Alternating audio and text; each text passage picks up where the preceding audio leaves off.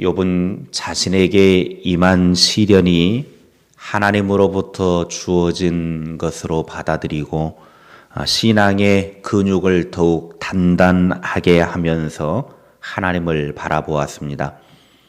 그런데 욥이 이렇게 하나님을 의지하며 믿음으로 시련을 이겨내려고 노력을 하고 있지만 주변 사람들은 욥을 가만히 내버려 두지를 않았습니다. 오히려 사람들이 죄인이라고 조롱을 했고 박해로 인해서 마음의 고통을 얼마나 짊어지고 있었는지 그는 육신의 고통과 마음의 고통을 함께 짊어지고 있었습니다. 쉼없는 육체적인 고통으로 계속해서 괴로워하는 이 욥의 모습을 우리는 볼 수 있습니다. 극심한 고통에 사로잡힌 욥은 밤낮으로 시달리는 그 고통을 두 가지로 표현을 해주고 있습니다. 하나는 16절에 이제는 내 생명이 내 속에서 녹으니 환난 날이 나를 사로잡음이라. 생명이 속에서 녹는다라고 하는 말은 육체적 고통으로 인해서 영혼이 기진맥진한 상태에 이른 것을 말하고 있습니다. 그러니까 육체가 너무 고통이 오게 되어지면 영혼까지 기진맥진한 상태에 빠져버린다는 것이죠. 그러니까 우리의 몸에 질병이 정말 심하고 이 질병의 기간들이 오래 가게 되어지면 영혼까지도 참 힘들게 되어집니다. 바로 욥이 그런 환난의 가운데에서 온몸으로 그의 고통을 겪고 있었던 것을 우리는 짐작할 수 있습니다.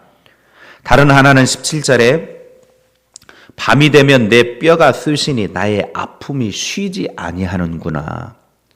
밤마다 뼈가 쑤신다라고 하는 말은 육체의 고통 중에서도 가장 극한 고통을 겪고 있다라고 하는 말입니다. 그러니까 뼈가 막 쑤시고 아프다, 뼈가 아프다. 이거는 육체적인 고통 중에 가장 큰 고통이라고 그렇게 표현을 하죠. 더구나 편하게 쉬어야 될 밤에 하루 종일 낮에 활동을 하고 이제 밤이 되어지면 이제 편하게 쉼을 누려야 되는데 밤이 되어지면 막 온몸이 아프고 쑤시고 뼈가 막 고통스럽게 아파오니까 쉴래야 쉴 수가 없는 것입니다. 낮에는 분주하게 세상살이를 살면서 피곤하고 지친 몸을 밤에 좀 쉬어야 되는데 잠을 자야 되는데 아프니 잠을 잘 수가 없는 것이죠. 낮에는 낮에 또 맨정신으로 있다 보니까 너무나 고통스럽고 힘든데 밤이 되어지면 그 적막함 속에서 홀로 병과 싸워야 되는 얼마나 고통스러운 시간이겠습니까? 낮과 밤, 그는 하루 종일 극심한 고통의 시간을 맞아야만 했다라고 하는 것입니다. 욥의 육체적인 고통은 낮이고 밤이고 할 것 없이 계속되었다라고 하는 겁니다. 그런데 욥은 무엇보다 자신이 왜 이런 극심한 고통을 당해야 하는가를 알 수 없어서 갈등을 했지만 자신에게 닥친 극심한 고통이 하나님께로부터 온 것이라고 하는 사실을 깨달아 알기 시작한 때부터 그는 흔들리지 않았습니다. 그러니까 처음에는 왜 나에게 이런 일이 있어야 되는가? 이유를 몰랐습니다. 누구로부터 이런 내가 고통을 당해야 되는가? 원인을 알 수 없었지만 극심한 고통 속에서 욥은 하나님으로부터 이것이 왔다. 그를 깨달아 알기 시작했다는 겁니다. 18절 말씀에 그가 큰 능력으로 나의 옷을 떨쳐버리시며 나의 옷깃처럼 나를 휘어잡으시는구나. 하나님께서는 자신을 얼마나 두들겨 패셨는지 자신의 옷이 어디 하나 성한 곳이 없었다는 거예요. 하도 하나님으로부터 많이 맞아가지고 온몸이 만신창이가 되어져서 옷과 살점이 다 달라붙어가지고 옷이 성한 것이 없을 정도로 하나님으로부터 그렇게 많이 맞았다는 겁니다. 심지어는 하나님께서 옷깃처럼 나를 휘어잡으셨다라고 하는 말은 자신의 목덜미를 꽉 움켜쥐고 계시기 때문에 도망갈 수도 없었다라는 거예요. 하나님이 몽신 두들겨 패는데 좀 도망갔으면 좋겠는데 이제 좀 그만 맞으려고 좀 도망갔으면 좋겠는데 목덜미를 꽉 잡고 두들겨 패니까 도망갈 수도 없다는 거예요. 하나님이 자기 자신에게 이런 시련을 가했다. 19절에는 진흙탕으로 내팽개치셔서 쓰레기만 또 못한 비참한 신세가 되어버리고 말았다고 자신의 처지를 묘사하고 있습니다. 온몸에 종기로 인해 고름이 터져나와서 옷이 온몸에 엉겨붙어 만신창이가 되어버린 욥. 그래서 그 고름 때문에 온몸에 옷이 다 달라붙어가지고 성한 것이 없을 정도로 그렇게 극심한 고통을 지니고 있는 욥. 욥은 이러한 말로 표현할 수 없는 극심한 고통 속에서도 자신이 처한 이 비참한 상황이 하나님께로부터 왔다라고 하는 확신에 조금도 의심이 없었습니다. 욥은 자신에게 임한 환난과 재난으로 인하여 어느 누구에게도 책임을 전가한다든지 비난한다든지 원망하는 일이 없었습니다.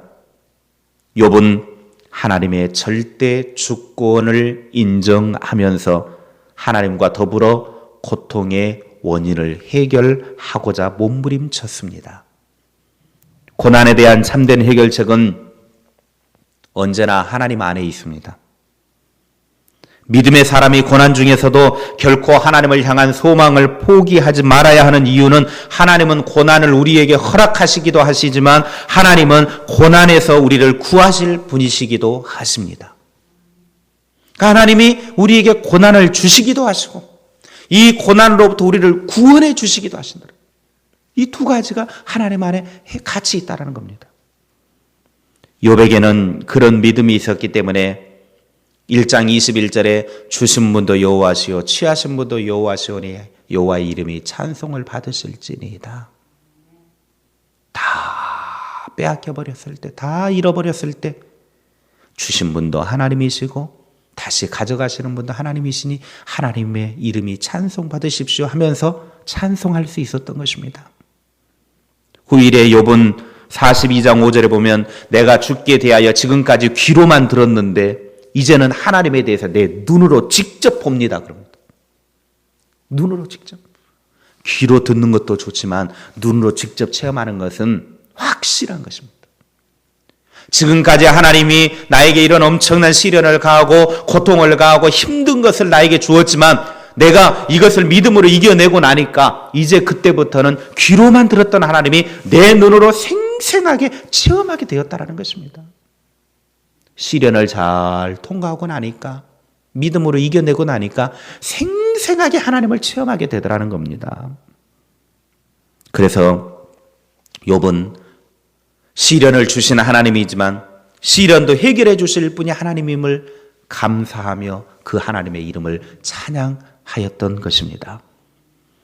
욥에게 있어서 고난의 골짜기는 어떻게 보면 하나님의 뜻을 깨닫기 위한 과정이었던 것입니다. 그리고 점차 혼란스러운 이 시련을 이기고 하나님의 연단을 깨닫기 시작한 것입니다.